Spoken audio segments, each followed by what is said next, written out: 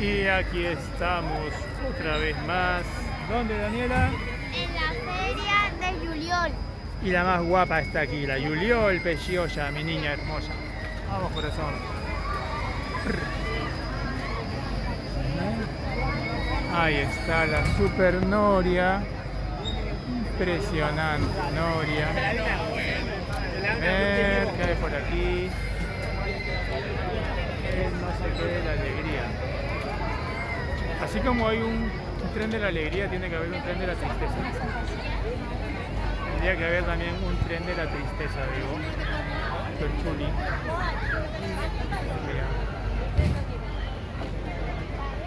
Ahí va el niño con él. Arriba. ¡Qué miedo! Ver una rica churrería. Patatas y bebida Coca-Cola 8. 8 maracas. ¿Qué más? Vamos a ver. Vamos a... Es que hay que ver. Vamos a ver. Ahí va mi princesa super guapa. El tren de la alegría. Mi niña preciosa ya va preguntando y ahí viene a contarme con su carita de princesa guapa. Aquí va la gente dándose los 5 céntimos. Sí. Aquí los globos. Horror. Mira la rica. Mira, dice Magic. ¿Qué más? Doctor Choconet. Mira. Daniela solo quiere comer y comer. Miren aquí la hermosa Noria y esas nubes detrás que presagian una lluvia. Oh, mira lo de las flores, Daniela. Jope.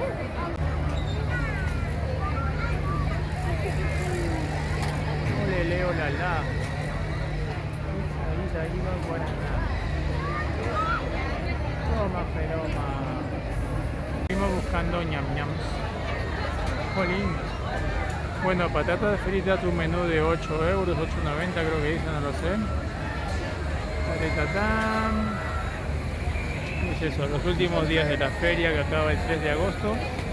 He preguntado y me han dicho de que no les han informado para nada aún sobre las atracciones del Día del Niño, el 2x1 y demás. Pero dan por hecho, os he contado de que el último día que cae 3 de agosto se harán las promociones de 2x1. Así que al menos esa información, pues gente que pueda venir por esas fechas, pues harán súper bien.